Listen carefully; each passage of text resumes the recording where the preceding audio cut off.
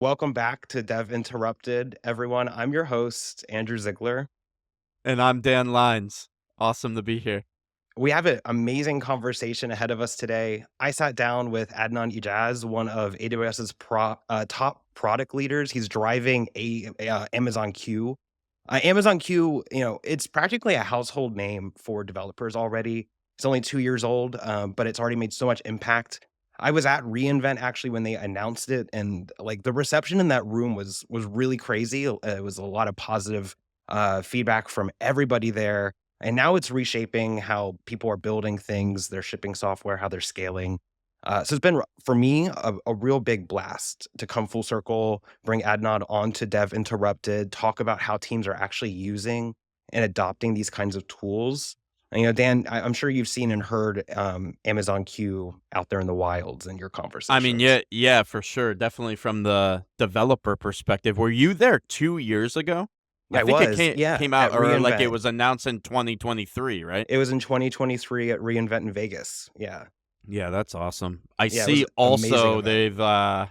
they're expanding, I guess, Amazon Q to not only development teams. I know they're probably crushing for development teams, but I saw it's also like, okay, use this across your entire business. Let's It's just make everywhere. everything AI. Yeah. Yeah, and we're gonna talk about some of, like, what's that secret formula that they're able to use to really scale and have that much success with it. And, every day at Linear B, you help engineering teams to automate stuff and fix things that are slowing them down, whether that's, like, updates or streamlining pull requests. And I know you got Sure. an early listen on our conversation with Adnan. I'm sure you have lots of ideas in your own head about the things he talked about, which were all really fascinating. So let's go ahead and jump in. Um, last time you and I talked, we talked about Dr. Ashori's episode from IBM. And you talked about how AI is coming up in like 8 or 9 or out of 10 customer calls you're on every week. I imagine that's probably still the case. Yeah, you know what? I think it's super interesting because of course it's still coming up, but the narrative I would say is shifting and the questions that be are being asked are changing. And I think the last time you and I talked, it wasn't even that long ago. We're talking No. just like a few weeks or something like that. Yeah. So yeah, it's coming up, but now most of the questions because people have been dabbling with AI, and they're using, let's say point solutions, maybe it's like coding assistance, maybe it's something else. Most of the talk now is not around like should I use it or not or like maybe how to. It's more like what did it do for me? Yeah. Like did I get any productivity gain? I owe this back to my business. I spent a lot of money and I need to report on that. So where I see the narrative has shifted is more from the early excitement, I would say, with this untapped potential of what AI could do to transform my development organization, a little more towards outcome. What did it do for me? How can I prove it? What should I do next? Yeah, I think they're really pointing out, like, a really big thing that Adnan even talks about aligning, people within your organization with their expectations of, like, what you're going to get out of it, and something he points out is, like, maybe that workflow that you're trying out, that AI workflow isn't gonna give you that 100% completely done thing that you were hoping and imagining and kind of even counting on it to do, but if it's giving you that 60 or 70%, it's giving you a massive head start and understanding Yeah. how to use that head start. So it really starts also with resetting those conversations internally about expectations. And I know you've worked with lots of leaders who've definitely been burned by hype, other people who've really nailed it in the moment. What do you think differentiates them? Yeah, well, I'll say a few things here. So one with Adnan, like I the conversation is just amazing, and he's pointing out a few things that I'm also hearing from customers. So I wanted to highlight those first, and then we'll talk about maybe what like the best DevX teams are doing and that type of thing. Yep. So he's speaking to let's make sure that we can confirm a quick win or confirm a win, meaning, okay, let's say AI could do anything for you. Narrow it down. I think he talks about like documentation or, Yeah. we'll talk about like the code review. Pick something very pointed, even though it can do anything, and say, I'm looking to get a win here. And let's just say that it is documentation for developers, because developers don't like to write documentation. Make sure that you say, that's my mission, that's my goal, and I'm going to prove that it makes everyone more productive. That's, I think, something, and he'll dive into it more, but I'm hearing that, and I'm working on that with customers as well. Because you have to show impact at the end of the day. That's how Right. the conversation has shifted. It's shifted to productivity now. And then the other part of your question, you were kind of saying, okay, maybe what are some of the most like effective teams doing, or leaders and that type of thing? It relates back. They're doing good expectation setting. I Yeah. think it's all around expectation. I think the leaders that are getting in trouble right now is if you're like saying, okay, I'm gonna adopt Copilot. It's gonna fix all of our development problems. We're gonna move like 100x faster, or 10x faster, or even 5x faster. That's a very large expectation. That's actually not occurring, as opposed to Right. maybe saying more of those pointed solutions to say, you know what, we're going to eventually adopt AI across our SDLC, but let's just first start with the AI code review or a documentation, because I want to make sure that I can show incremental gains to you, the business. Right. That's who I see is doing the best with this right now. That's, I think, the best way to approach it. Yeah, setting the expectations, I think, is the biggest key there. You couldn't have put it better, really. And when you set those expectations, then you can get that incremental impact as you figure out bit by bit how it's going to impact things. I also thought it was really smart how Adnan uses the example of taking a task that developers already don't want to do and already maybe aren't even doing, and automating that first. That way you're not intruding on their process, but you're still giving them immediate gains. That's like a force multiplier, I think, that a successful team could use. And then when they're doing this, it's obviously really important to track that impact, to be able to show it. So that's another big thing I'm sure you're seeing from teams that stand out in those scenarios. Yeah, yeah, absolutely. So that kind of goes back to the first thing that we talked about. The Yeah. conversation has now shifted to, what did this do for me? Did we actually get more productive? What was the outcome? How can I prove it? That's where the conversation is now, which I know Adnan actually touches on, and says some smart things. I can give you my viewpoint of the ways to measure, which is actually very similar to what he said. And here's what we've seen successful in the customer base. There's two different ways to look at it. One way to look at it is, you can think of it, I think Adnan says the individual developer, but I'll just Yeah. adjust it a little bit. Think about an individual task. So right now, for example, our company, Linear B, we have an AI code review, which is an individual task that a human, a developer, has to do. You have to review code. Now, one way to look at productivity gain is, okay, we released an AI code review tool, or it could be an AI documentation tool, or whatever you want to like insert there into an individual task. And if you have a metric monitoring tool like a Linear B or another solution, you'll be able to say, we used to spend this amount of time on code reviews. It used to be, for example, X amount of hours per week. We have now reduced that by 20%. So we are spending 20% less time on code reviews, which then returns hours back to the individual that used to be doing that review. That's the first way to measure. Now, the second way to measure, because what the business will say to you is, okay, that's really cool. You're more efficient. You're giving developers time back. What was the outcome then, either for the team or the business or for the SDLC itself? And that's where you need the second measurement that I like to call either like the process time or the flow time. Meaning, okay, in the AI code review that we did, yeah, it's saving, let's say, each developer 20 minutes per review, something like that. But we also see that the end-to-end cycle time, so let's say from when coding starts all the way deployment to release to production went down by 15%. Okay, that's really interesting to know. Not only are we giving time back to developers on those individual tasks, AI is doing that now, but we also see business value outcome, meaning the flow of work or the flow of value has also decreased in time.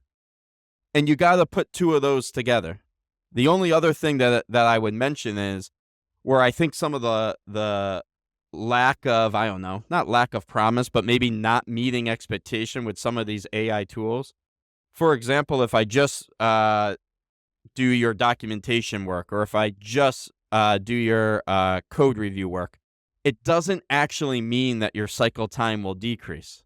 You also have to have other processes or orchestration in place to take advantage of the AI.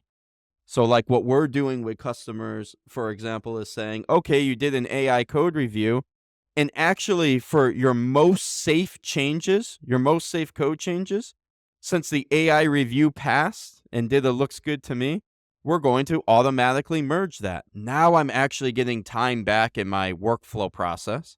And for other times when the AI review goes, and eventually it might even get to a looks good to me, we'll still bring in another human reviewer.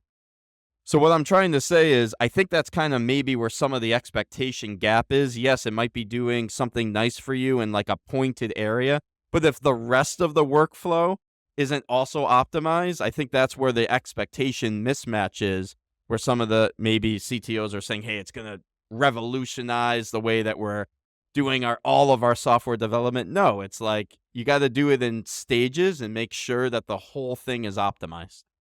Absolutely. You've given us a really clear playbook for how a team could even start experimenting, but then track it back to real gains.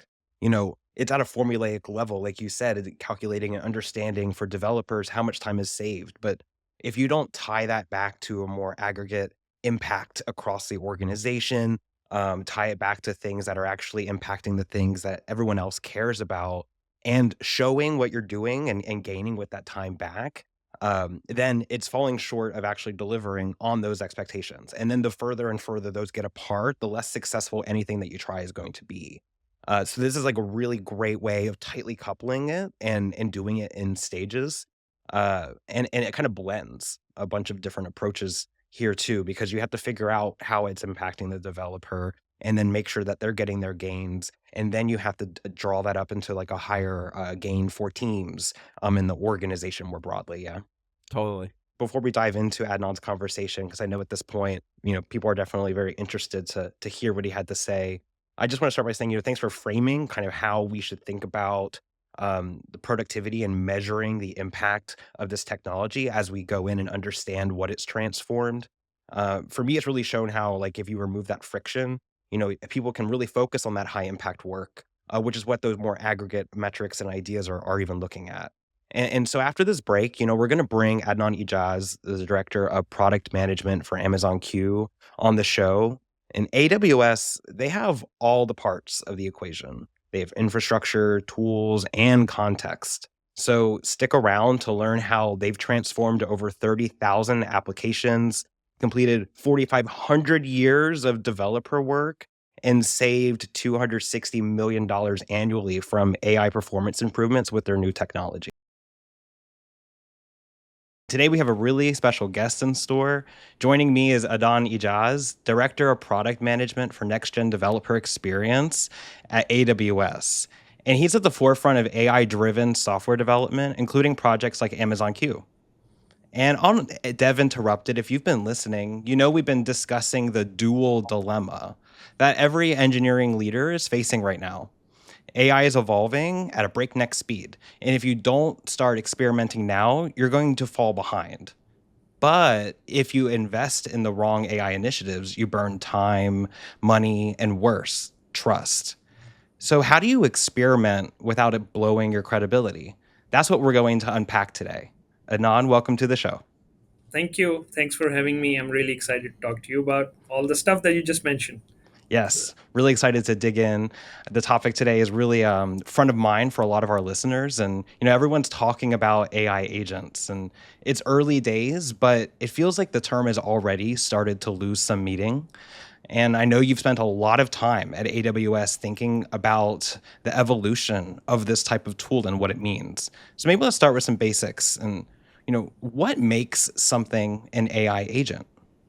Yeah, I mean, so it is definitely the first question we should take on, because the word is being, I would say, overused, particularly over the past 4 or 5 months. It seems like everybody's trying to try to force fit the word and use it. So the way we describe it, or at least we think about it, is think of AI agents and AI systems that are able to perform a job autonomously for you based on the task that you assign it to.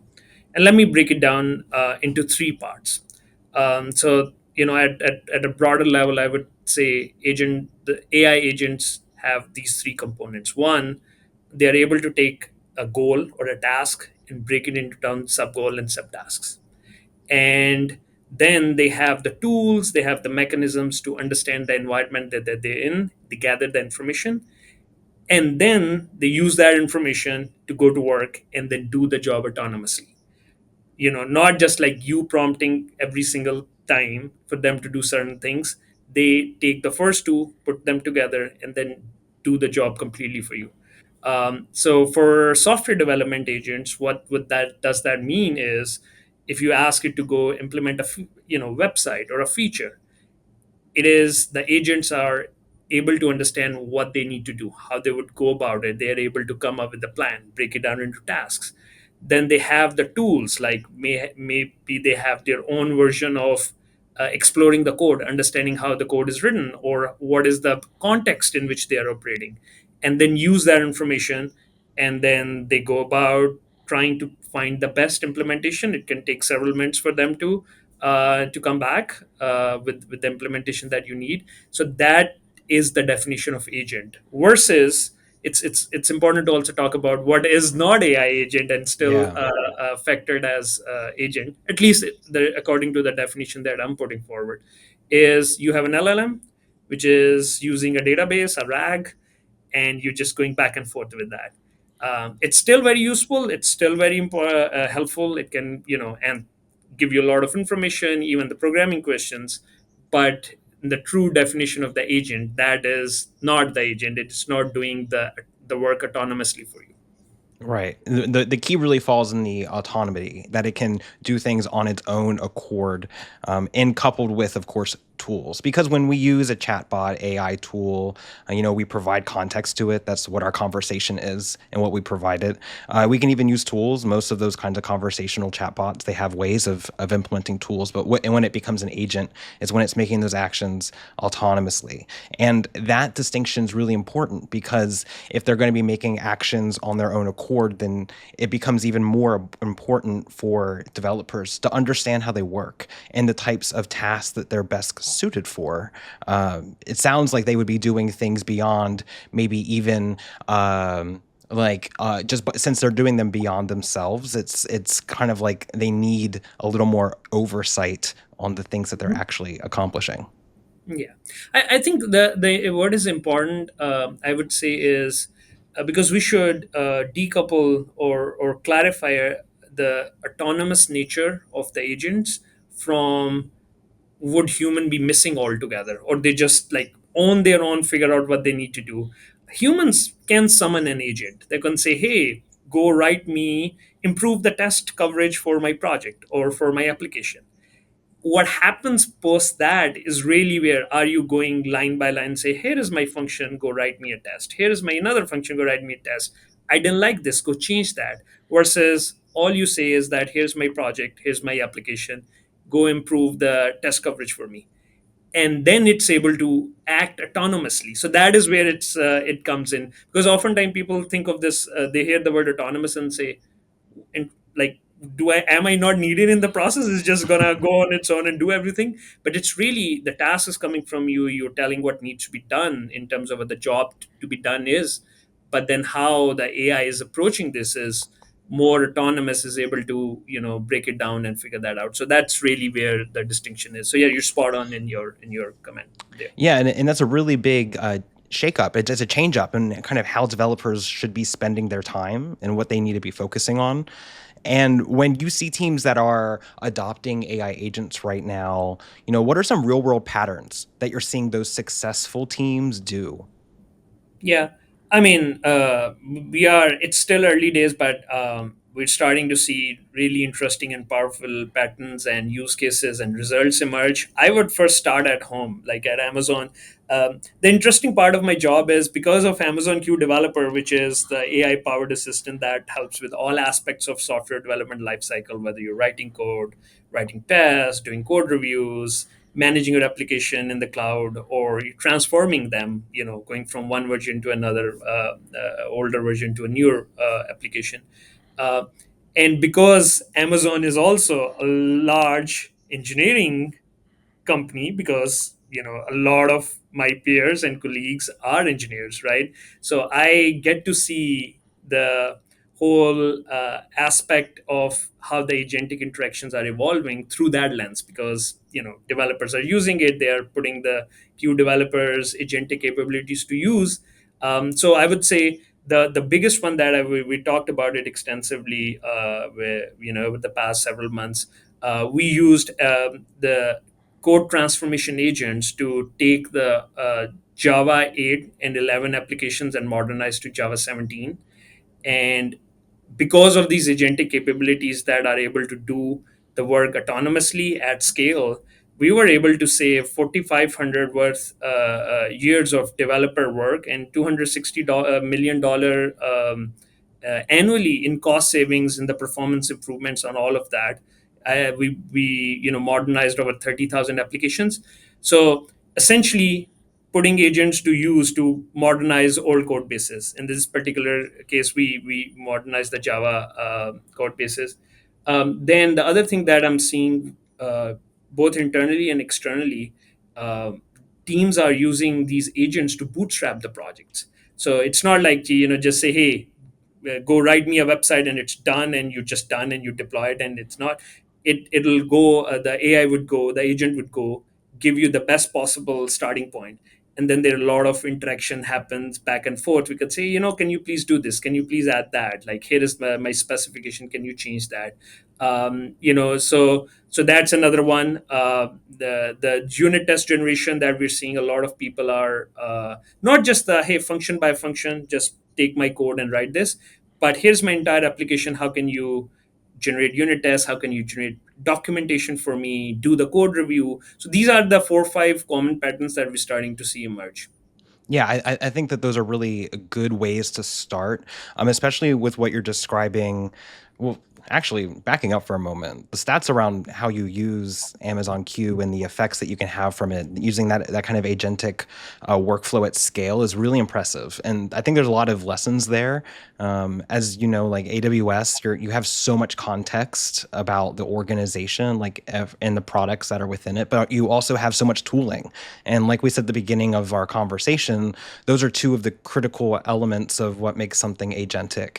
And then you, of course, also have the infrastructure to scale the autonomy part.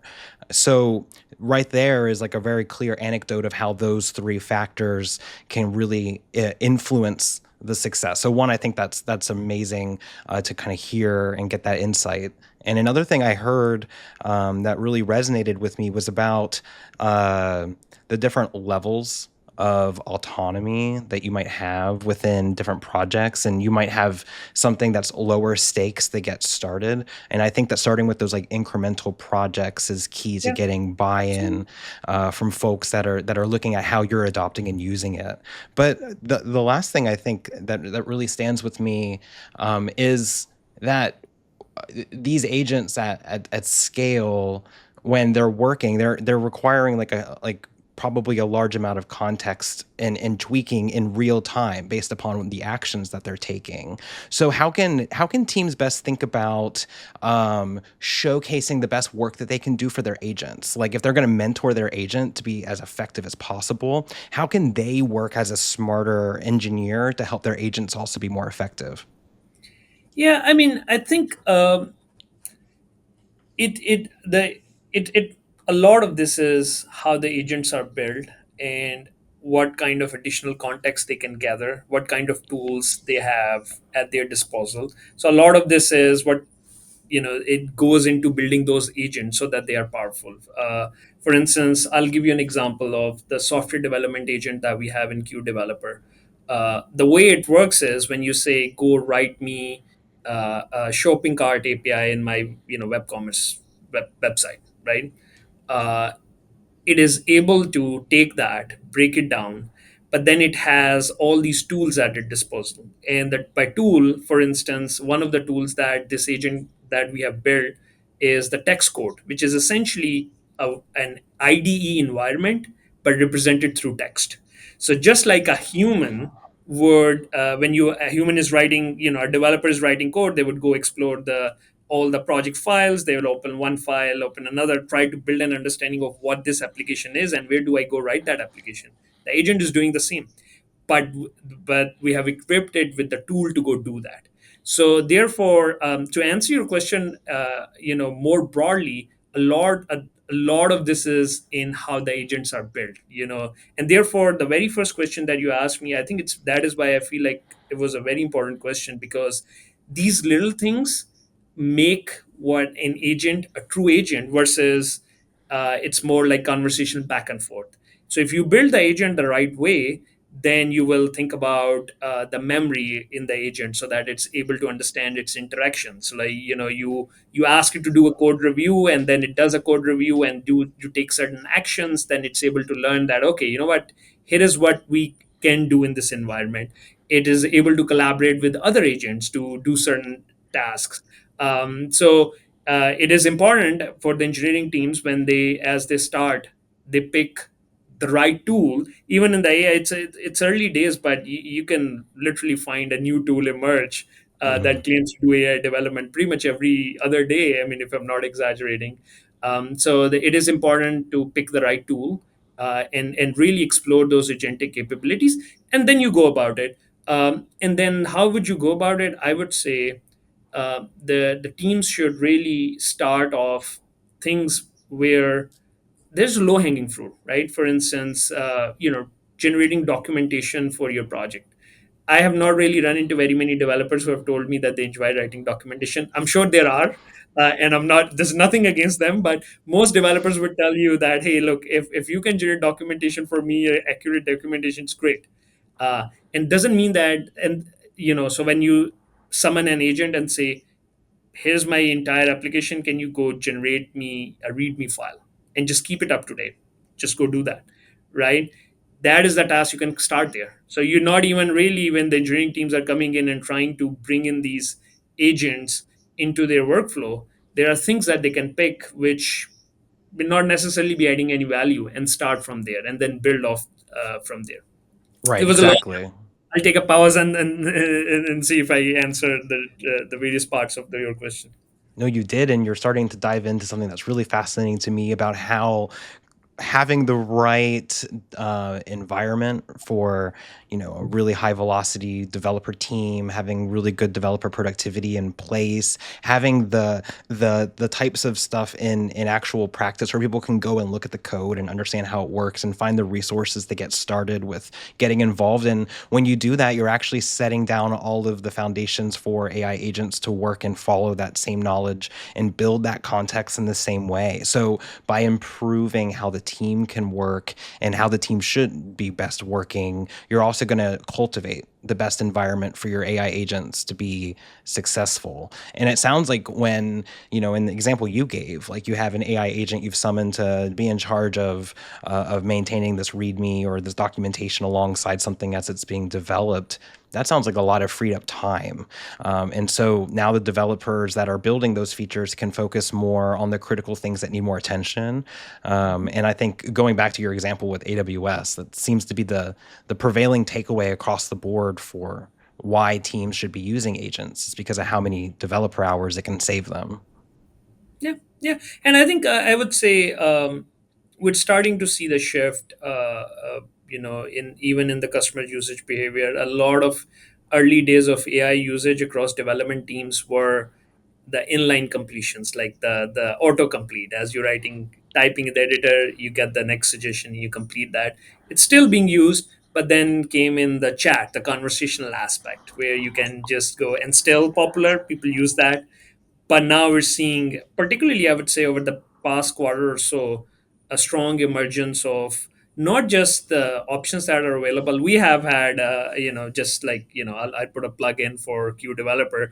Last year, when we launched, made the Amazon Q Developer generally available, we're the first to have proper agent, the definition that I laid out, the software development agent. And that is, we've been talking to customers about the capabilities, and customers who use that, they love it. But now we're also seeing that go mainstream, where now there is the developers who are probably using inline capabilities and chat before, now exploring more agentic capabilities, and which is a natural evolution in their journey. But that is where the real magic starts to happen, because that is where you start getting the real value, the scale, and whatnot. Yeah, I agree. It's like an evolution of how we can use the tool. Chat was like first stop on the express of like actually utilizing and scaling this thing up, but it can be limiting for the capabilities that the tool gives us. And I think there's so many parallels. We talk about this actually. We've talked about this some on Dev Interrupted, and kind of like discussed on the show how chat is maybe an imperfect format for working with AI, and how these emergence of other workflows are something that are definitely worth exploring, and maybe can more maximally use its potential. And when there's something that kind of keeps I thinking in my head, going back to you have all these agents and they're saving you time and you have all this focus, and something I mentioned at the beginning of our conversation is like you have scales of autonomy, like going back and looking at the work they're doing, understanding and being on top of like their progress. What do you think are like the risks involved when you have at scale that many agents? Where can things start to get wobbly? Yeah, I mean, I think it depends. Again, I would, my answer is going to be slightly nuanced on this one, because oftentimes a lot of development teams will not build their own agents. They will go use the agent from different vendors, and including Amazon Q Developer, that we provide, the different assistants that are available out there. So I think it starts with ensuring that uh, the rigor and the responsible AI practices have gone into building those agents. And there's a lot of scientific rigor that goes into that, understanding the task that you have, how do you break it down, and how do you actually go about making sure you do it securely, what are the right interaction points with the user when you bring them in. But more importantly, so that has to be done. So that for all development teams, that is an important part of picking your tool before you go with it, and understanding how it's being built, and with the right safety and responsible AI practices. But once that's done, I think it's important to realize that humans are still in the loop. So that is the fallback of all of it. So in all these systems, when, like, for instance, in the product that I am responsible for, Amazon Q Developer, if you use the development agent, it's not just going to go on its own, although that is what we're seeing in the definition, autonomous. It's going to keep you in the loop, in the sense that you can see what's doing. Doesn't mean that it's asking you every single time that what do you want me to do. It's still doing, but you are paying attention. So humans are there, they can override it, they can see if it's going off the rails, they can review the results that come back. So at scale, those are the risks, are when you kind of assume that these things just going to go on their own and do the work, and you don't have to have oversight. And the second one, I would say, the biggest risk that I would say is not the actual risk. It's more of a, you walk in with this expectation that I'm just going to press a button and everything's going to get done. The reality is, it's an evolving technology. It helps you with a lot of things, but you still have to work with it in certain capacity, so the human is in the loop. And the reason I call it a risk, because it leads to misaligned expectation and disappointments. Because it's like, oh, I expected this agent to just like 100% perfectly do things, it only did like 60%. So it's important to realize that 60% work that it did, or the bootstrapping that I talked about, in a common pattern that we're seeing, where people use the agents to bootstrap their applications, where it just creates the code. So if you got a 60, 70, 80% head start on the application, and then you have to go work with it to just complete the remaining part of it, it's still a huge productivity boost. So it's aligned expectation, as well as choosing the right tool that has been built with safety first and security first mindset is important. And that's where I think it's the combination of two that addresses those concerns at scale.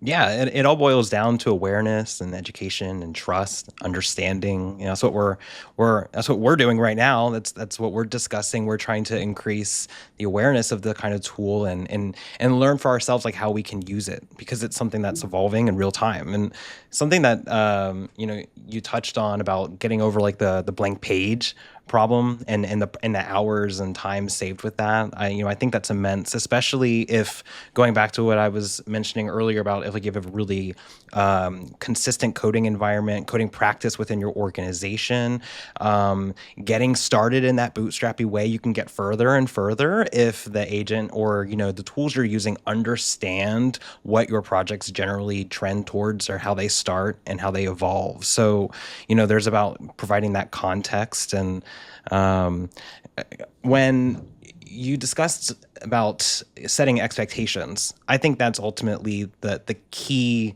thing to be discussing internally, especially with non-technical stakeholders. And a lot of our audience, they find themselves in this position. They're implementing these AI tools. They're justifying its expenses to people who are just looking at it as a line item, or they're tempering the expectations for what the agent can do from someone who's maybe a little overhyped or not fully keyed in on how the technology is working. So what you highlighted, the observability, the understanding of what the LLM is using, that seems like a really critical tool for scaling up that like level setting across your org. Do you agree? Yeah, I mean, I think it's the tools itself need to provide the visibility. It needs to help Mm. you measure the impact as well, um, but it also needs to make it clear what it is doing and how it has helped. And then there will still be work that organizations and teams will need to overlay on that one. It is, I think, the challenge that you're highlighting is a real one, where a lot of customers or that I've worked with. In fact, like one of the common topics that I work with our customers is that, hey, how do I measure the developer productivity? I ran this POC, or I'm using the AI. How do I actually justify that this is something that we need to roll out more broadly? And we talk through that. I mean, there are things that the product, a good AI assistant would provide you already. They would say it would have the dashboards and things that you would use to measure the impact. But at certain point, it also comes back to how do you measure the developer productivity today? Because oftentimes you get into that conversation, you realize that somebody says, how do you, like my first response to when somebody asks me, how do you measure the developer productivity, is often, before I answer the question, you tell me, how do you measure the developer productivity today?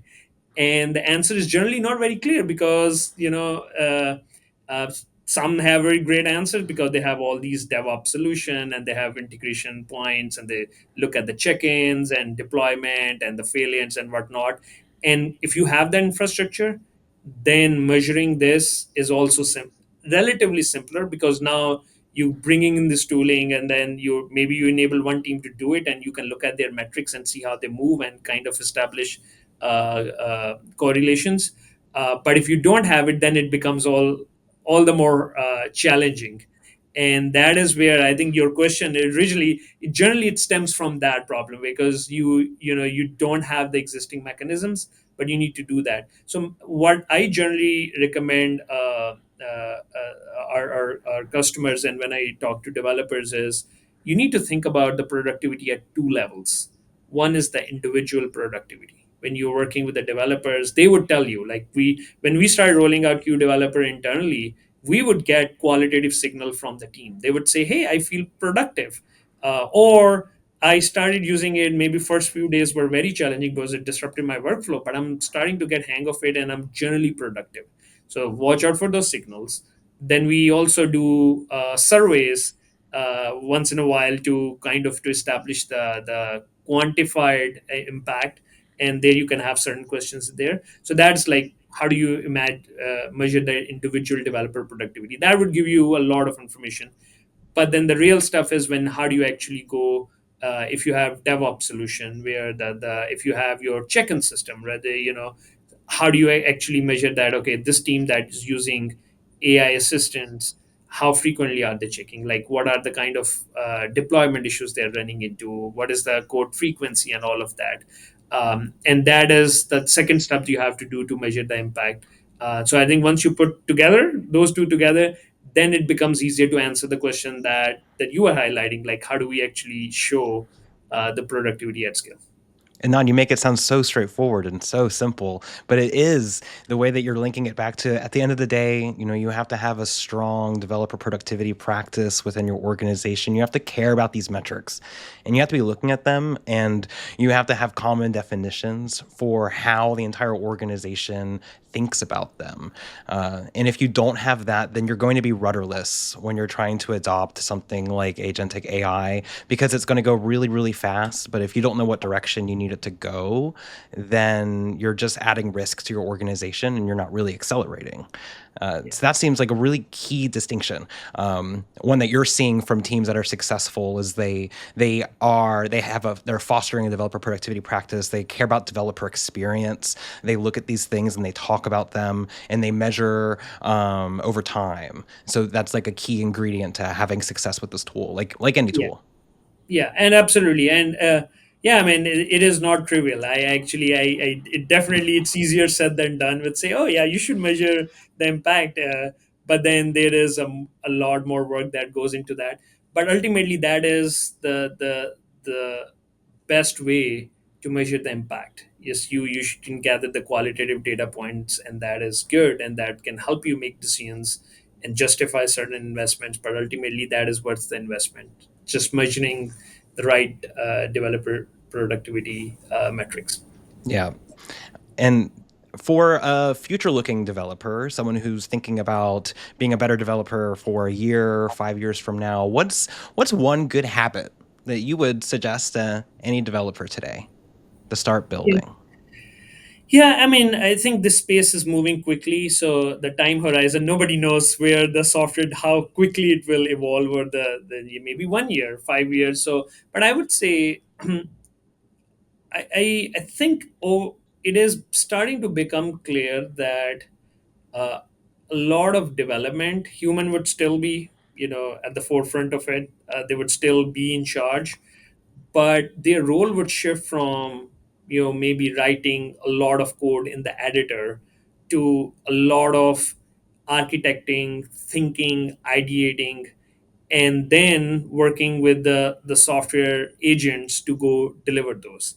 And it's not just building new feature. You can think of uh, security agents, you can think of deployment agents, you can think of operators that are managing things in the cloud. So it is going to be human is thinking about, hey, this is what I need to build, here's the architecture I want to build, and even there AI can help you make those decisions. So if you are a developer starting now, I would encourage you to first, if you're not really starting using any of these AI assistants, uh, I would encourage you to start.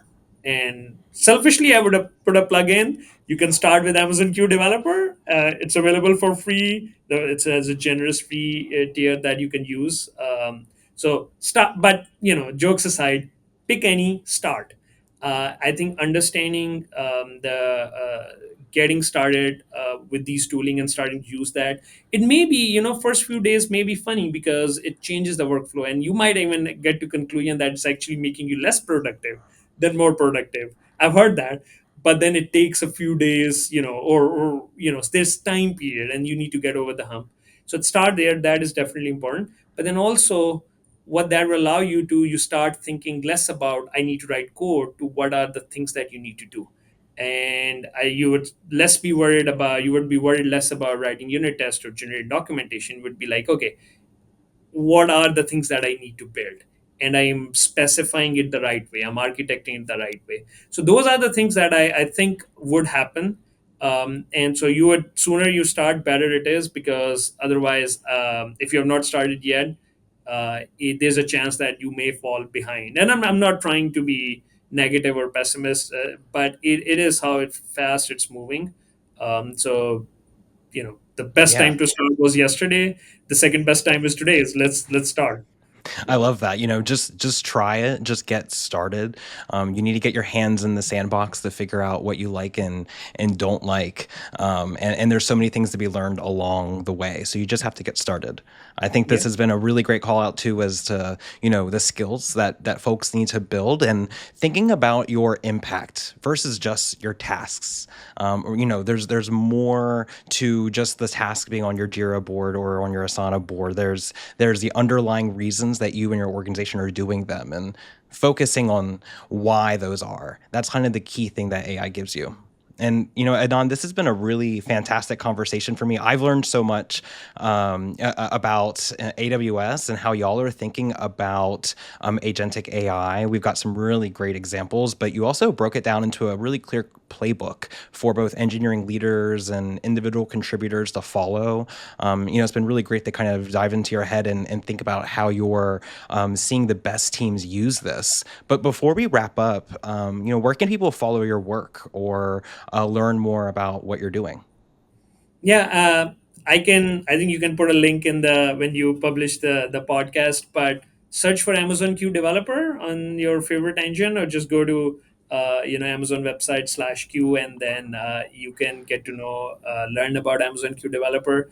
We're moving quickly. It's a lot of exciting stuff. If you visit, and you'll see how the agents that I've been talking about have been leading the industry benchmarks.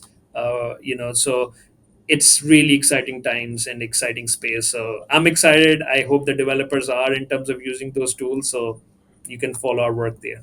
Great. And we'll include those links in our show notes for our listeners. And to you, thanks for joining us, making it this far into our episode. You stuck around all the way to the end, so you clearly liked it. Make sure that you're subscribed and you share this with somebody.